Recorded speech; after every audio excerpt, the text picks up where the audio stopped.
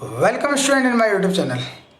इस वीडियो में BEVAE 181 our environment के कुछ बेसिक कंसेप्ट के बारे में पढ़ेंगे, जिसमें आपका पहला हमारा पर्यावरण अंग्रेजी शब्द इन्वायरमेंट शब्द का निर्माण दो शब्दों से मिलकर हुआ है। परि जो हमारे चारों ओर है और आवरण जो हमें चारों ओर से घेरे हुए है, अर्थात पर्यावरण का शाब्दिक अर्थ होता है चारों ओर से घेरे हुए। पारितंत्र या पारिस्थितिक तंत्र एक प्राकृतिक इकाई है जिसमें एक विशेष के सभी जीवधारी अर्थात पौधे, जानवर और अणुजीव शामिल हैं, जो कि अपने अजैव पर्यावरण के साथ अंतक्रिया करके एक संपूर्ण जैविक इकाई बनाते हैं। पारितंत्र के दो घटक हैं, सजीव जिसे जैविक घटक भी बोलते हैं, दूसरा निर्जीव जिसे अजैविक घटक बोलते हैं।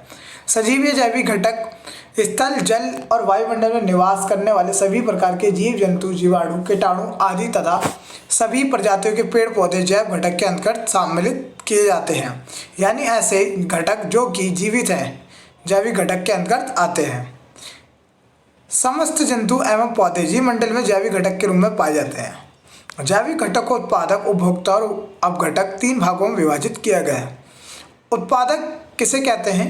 जैविक संगठनों में उत्पादक का विशेष महत्व है। उत्पादक अपना भोजन खुद बनाते हैं, इसलिए इनको स्वपोषी भी कहा जाता है। इस प्रकार के पादप उत्पादकों के अंतर्गत आते हैं। ये सूर्य की उपस्थिति में अपने शरीर के हरे भागों में कार्बन डाइऑक्साइड और जल जैसी सामग्रियों का उपयोग कर प्रकाश संश्लेषण प्रक्रिया द्वारा क्लोरोफिल नामक पदार्थ का निर्माण करते हैं। दूसरे शब्दों में ये वनस्पतियां सूर्य के प्रकाश को ऊर्जा में परिवर्तित कर अपने पोषण तत्वों को प्राप्त करती रहती है। इसी कारण पारितंत्र में उत्पादकों का जैव भार सर्वाधिक होता है और ये दूसरों के लिए भोजन का कार्य करते हैं। उपभोक्ता किसे कहते हैं? पारितंत्र के वह जीव जो अपने भोजन के लिए दूसरे जीव, उत्पादक या द्वितीयक व तृतीयक उपभोक्ता पर निर्भर होते हैं, उपभोक्ता कहलाते हैं। अन्य जीवों पर आश्रित होने के कारण उपभोक्ताओं को परपोषी या परभक्षी कहा जाता है। ये चार प्रकार के होते हैं, जैसे आपका पहला शाकाहारी, दूसरा मांसाहारी, तीसरा सर्वाहारी, चौथा उपभोक्ता। प्रथम श्रेणी के उपभोक्ता जैसे शाकाहारी भी कहते हैं, वह जीव होते हैं जो केवल पेड़ पौधे, घास वगैरह खाते हैं, जैसे हिरन, खरगोश, गाय, भैंस, ये सब आपका प्रथम उपभोक्ता या शाकाहारी में आते हैं। दूसरे उपभोक्ता मांसाहारी होते हैं जो सिर्फ मांस पे ही डिपेंड होते हैं, जैसे शेर और चीता। तीसरे उपभोक्ता, तृतीय उपभोक्ता ऐसे जीव जो जंतु और पेड़ पौधे दोनों से ही भोजन प्राप्त करते हैं, जैसे हम लोग, कुत्ता, बिल्ली, ये सब क्या दोनों प्रकार के भोजन खा सकते हैं। अब घटक ऐसे जीव जो सड़े गले पदार्थों पर निर्भर होते हैं। अब घटक या अपरभोजी उपभोक्ता कहलाते हैं। जीवाणु, कवक, दीमक, केंचुआ और मैगट ऐसे ही विघटक जीव हैं। अब घटक किसे कहते हैं? पारितंत्र में मौजूद सूक्ष्म जीव विघटक या अपघटक कहलाते हैं। मृत जीवों पर आश्रित होने के कारण इनको मृतपोषी भी कहते हैं। विभिन्न प्रकार के जीवाणु, कवक आदि इसके मुख्य उदाहरण हैं। जीवाणु अक्सर जानवरों के उत्तकों पर और कवक पौधों पर सक्रिय रहते हैं। इस प्रकार उत्पादों एवं उपभोक्ताओं का यह चक्र पूर्ण हो जाता है। अपघटक जीव जैव पदार्थों को अजैव पदार्थों में परिणत कर देते हैं, इसीलिए इन अजैव पदार्थों को सौर ऊर्जा की सहायता से पेड़ पौधे अपना भोजन बना लेते हैं। इस प्रकार यह क्रम अवध गति से चलता रहता है तथा यह चक्रीय प्रक्रिया पूर्ण हो जाती है। पारिस्थितिक जीव विज्ञान का वह भाग है जिसके द्वारा हमें जीवन तथा पर्यावरण की पारस्परिक प्रतिक्रियाओं का बोध होता है। इस प्रकार विभिन्न जीवों के पारस्परिक संबंधों तथा उनके भौतिक पर्यावरण के संबंधों का अध्ययन पारिस्थितिक विज्ञान के अंतर्गत किया जाता है। पारिस्थितिकी को विभिन्न प्रकार से परिभाषित किया गया। पारिस्थितिकी पर्यावरण के संबंधों में जीवों के अंतर संबंधों का अध्ययन है। पारिस्थितिकी वह विज्ञान है जिसमें जीवों का उनके पर्यावरण और दर्शन, जिसमें सांसारिक जीवन को प्राकृतिक प्रक्रिया द्वारा विश्लेषित किया जाता है, के संबंधों का पता लगाया जाता है। पारिस्थितिकी प्रकृति की संरचना व कार्य का अध्ययन है। पारिस्थितिकी को मानव व वातावरण की समग्रता को विज्ञान कहा जाता है। उपयुक्त विवरण से स्पष्ट है कि पारिस्थितिक जीवों के निवास स्थानों एवं वातावरण का अध्ययन है। इसके अंतर्गत जीवों के चारों ओर विद्यमान उन भौतिक दशाओं की विवेचना की जाती है जो जीवों पर प्रभाव डालती है और स्वयं प्रभावित होती है।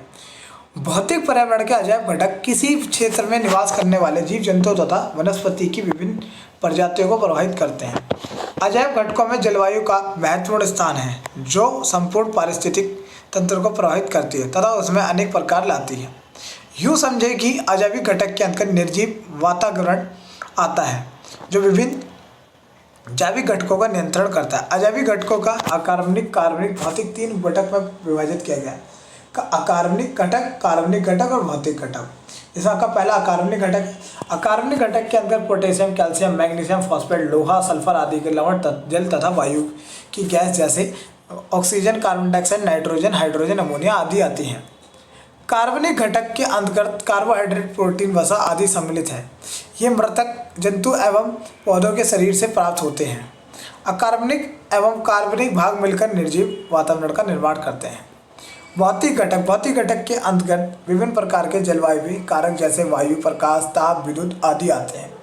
पारितंत्र के प्रकार। वास्तव में हमारी पृथ्वी स्वयं एक बृहद पारितंत्र है जिसमें विभिन्न प्रकार के पारितंत्र क्रियाशील रहते हैं। लघु स्तर पर एक गांव, एक आवासीय परिसर, एक झील, नदी या तालाब आदि का भी पारितंत्र होता है। प्रत्येक प्रकार के पारितंत्र में भौतिक व्यवस्थाओं की विविधताएं एवं विभिन्न प्रकार के जीवों के विशिष्ट अंतर संबंध पाए जाते हैं। इस दृष्टि से विभिन्न प्रकार के पारितंत्रों का सामान्य परिचय और विशेषता निम्नलिखित है। पहला, वन पारितंत्र। वृक्ष प्रधान प्राकृतिक पौधों के समुदाय को वन कहा जाता है। वन पारितंत्र को जीवोम भी कहा जाता है। वन पारितंत्र की प्रमुख विशेषताएं निम्नलिखित हैं। वन पारितंत्र में कार्बनिक और अकार्बनिक पदार्थ मृदा एवं वायुमंडल में विद्यमान होते हैं। इस पारितंत्र में विभिन्न प्रकार के पेड़ पौधे उत्पादक के रूप में होते हैं। वन पारितंत्र में 3 प्रकार के उपभोक्ता पाए जाते हैं, प्राथमिक, द्वितीयक और तृतीयक। वन पारितंत्र में अनेक प्रकार के छोटे छोटे सूक्ष्मजीव होते हैं। इनमें कवक और जीवाणु तथा एक्टिनोमाइसिट पाए जाते हैं। घास भूमि पारितंत्र। पृथ्वी के उन भागों में जहाँ शीतकाल काफ़ी ठंडा और ग्रीष्मकाल काफ़ी गर्म होता है वह घास भूमि पारितंत्र की प्रधानता होती है। स्थलीय भाग के लगभग 24% भाग पर घास भूमि का विस्तार पाया जाता है। घास भूमि की पारितंत्र की प्रमुख विशेषता निम्नलिखित है। इस पारितंत्र में वृक्षों की उपस्थिति अल्प मात्रा में पाई जाती है। यहाँ कुछ झाड़ियाँ वाले पौधे एवं विभिन्न प्रकार की घास उत्पादक के रूप में मिलती है। घास भूमि पारितंत्र में भी 3 प्रकार के उपभोक्ता होते हैं। प्राथमिक उपभोक्ताओं में यहाँ गाय, भैंसा, हिरन, भेड़े, खरगोश, चूहे आदि घास खाने वाले जीवों की प्रधानता होती है। घास भूमि पारितंत्र में वियोजक के रूप में अनेक प्रकार के कवक और जीवाणु पाए जाते हैं। मरुस्थलीय पारितंत्र। पृथ्वी पर जहाँ 25 सेंटीमीटर से कम वर्षा होती है उन क्षेत्रों में मरुस्थलीय वन पारितंत्र का विकास होता है। मरुस्थलीय पारितंत्र की प्रमुख विशेषता का विवरण इस प्रकार है। इस पारितंत्र में कम वर्षा तथा उच्च तापमान मिलता है। मरुस्थलीय पारितंत्र में अपक्षय शक्तियों की प्रबलता होती है, इसलिए रेतीली मिट्टी का निर्माण अधिक होता है।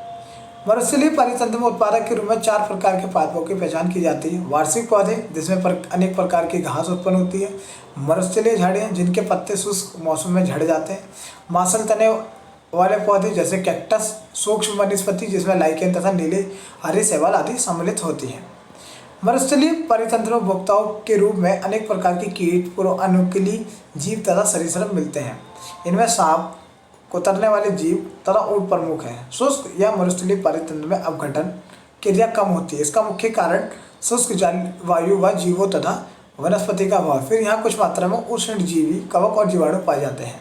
जलीय पारितंत्र अनेक प्रकार के होते हैं। इनमें लघु स्तर पर झील, तालाब, नदियाँ आदि मृदुल जलीय पारितंत्र तथा वृहद स्तर पर खाड़ी सागर, महासागर आदि पारितंत्र देखे जाते हैं। एक पारिस्थितिक तंत्र में ऊर्जा का एक पथीय प्रवाह उसमें स्थित श्रृंखलाबद्ध तरीके से जुड़े जीवों के द्वारा होता है। जीवों की श्रृंखला को आहार श्रृंखला कहते हैं। आहार श्रृंखला का प्रत्येक चरण एक पोषी स्तर बनाता है। उत्पादक सौर ऊर्जा का प्रग्रहण करते हैं। उत्पादक को प्राथमिक उपभोक्ता शाकाहारी जंतु खाते हैं, फिर शाकाहारी जंतु को द्वितीय उपभोक्ता मांसाहारी खाते हैं और फिर इन्हें उच्चतम श्रेणी का मांसाहारी जंतु तृतीय उपभोक्ता के रूप में खा सकते हैं। इस प्रकार भोजन के रूप में ऊर्जा का प्रवाह एक जीव से दूसरे जीव में सदा एक पथीय दिशा में होता है और यही आहार श्रृंखला कहलाती है। इसमें उत्पादक सूर्य से मात्र 1% ही ऊर्जा ले पाते हैं, बाकी सभी उपभोक्ताएं 10% ऊर्जा का वहन कर पाते हैं।